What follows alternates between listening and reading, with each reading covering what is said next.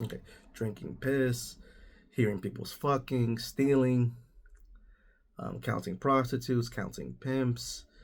I talk about all of that in three different pieces that I read at the book release for Introduction to General Relativity by Geo. Follow on Instagram at Geo at all caps, and let me know what you think. Let me know what you think. If it's bad, if it's good, I want to know what you think. All right, enjoy. I I work at a hotel. I work at a hotel, and I got some points about that. But I actually want to read this one because I felt I love it. Love your whole introduction like this. I feel like this is very fun.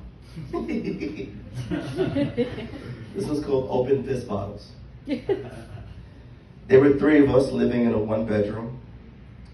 It was a few months after my mother had died, and I had moved back to New York. A year before, my little brother shipped himself to the army.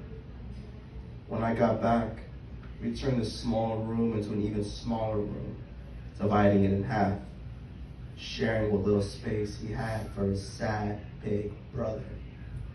My father had turned the living room into his bedroom. There was a couch there before I left. If you open my door now, the first thing you see is a California king bed. I'm not getting rid of it, he said. I'm sure the prostitutes were impressed on how straightforward he was. Porno shoots weren't as honest as my father's intentions. We lived on the second floor with three other tenants, all sharing one bathroom. Sometimes waiting isn't a choice, so you grab an empty beer bottle, soda bottle, piss in it, and stand by the bedroom door while lukewarm water flows down the ass crack of a complete stranger. And there you are, pissing in glass or plastic. Born with a small bladder, I get up to pee in the middle of the night. These small gambles rarely go in my favor. But tonight, I finally piss in the toilet. When I come back, I see a Mountain Dew bottle on my father's nightstand. I took a big swig, swallowed, and began to gag when the taste of piss reached the back of my throat.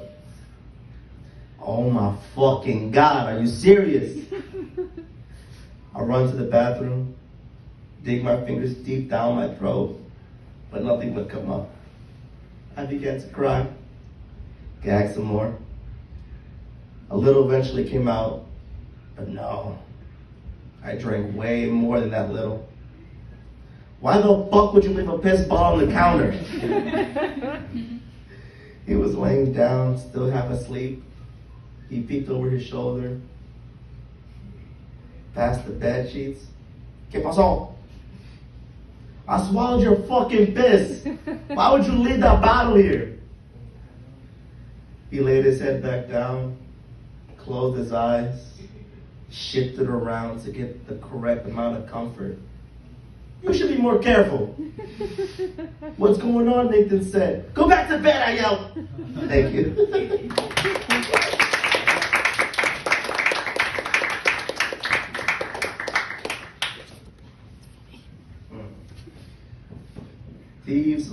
Thieves of hospitality. Again, I work at a hotel. I know Miguel will find a way to justify why we've been stealing so much, giving me that almighty smile God's given him, playing with his clip tie, laughing it off. From honorable men, we've become natural thieves. To soothe his ego, soothe my guilt, we steal because we can. If I'm the only one checking him, there's no problem. A 20 goes missing from the register this day, a 40 goes missing that day, and nobody else cares because it's nobody else's business. We take because we can, because extra money in our pockets is a good thing. It's $50 to park your car in the lot, but it's half price if you pay cash. We want money. They just want to save money. It's a smile of understanding, a handshake between two opportunists fucking the owner's business, but only giving her the tip. As long as we don't thrust our whole dicks into her, he won't know. How long can you watch him from the comfort of his bed? His wife right beside him, tucked in. You'd rather be asleep than watch what I'm doing from 11 a.m. to 7 p.m. on a Saturday. But he should. Working weekends on the overnight is the best shift to make money. People come in with their girls, wanting to fuck and then dip. With this scenario, don't take any cards, just their IDs. A name to the face, that's it. Not the debit, credit, whatever, it's no good. Especially tap, don't take tap.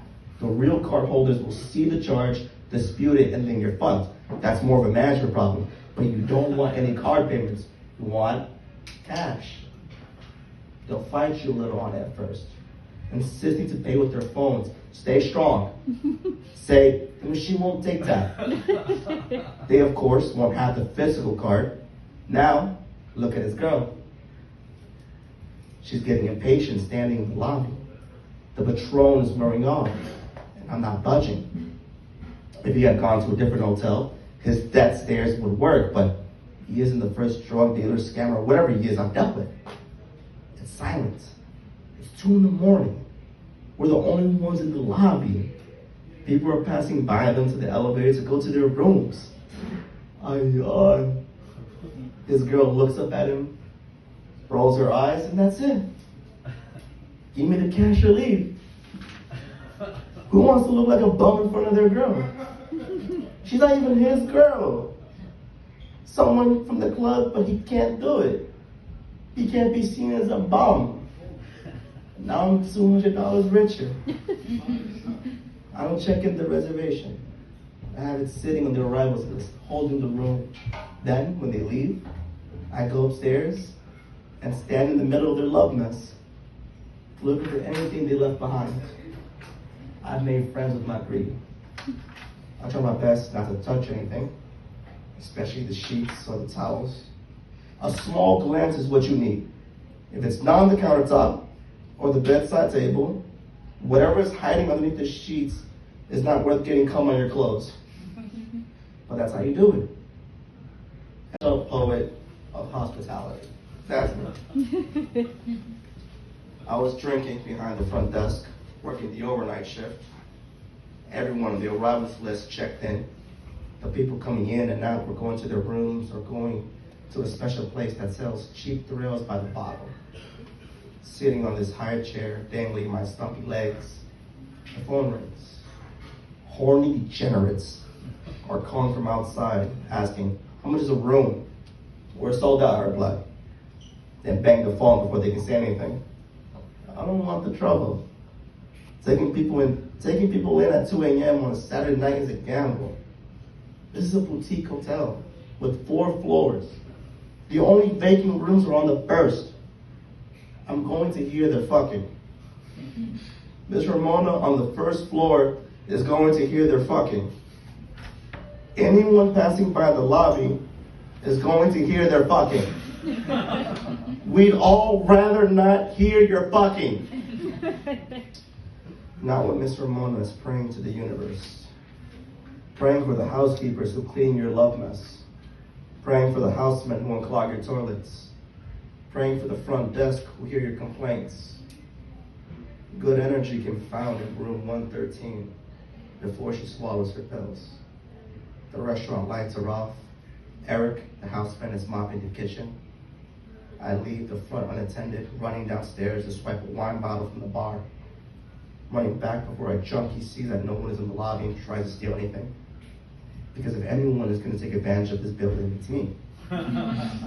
Slipping a $40 from the register to the inside of my palm, giving it a kiss before putting it in my pocket, waving at the camera, wishing that the owner catches me. Fire me, fire me, fire me. There's no excitement in my life. I felt alive when I was counting prostitutes and pimps on Roosevelt Avenue, watching Chinese sex slaves grab the arms of worn-out men and middle school boys, walking into every bar looking for stools that weren't occupied by sexy, sad Spanish women, getting paid to drink and dance with lonely men who should go home to their wives. sidestepping a pool of blood outside of Dunkin' Donuts. Now I'm a neutered dog, too afraid to quit, because no matter how much I steal or get paid, I always end up owing money to someone. Thank you.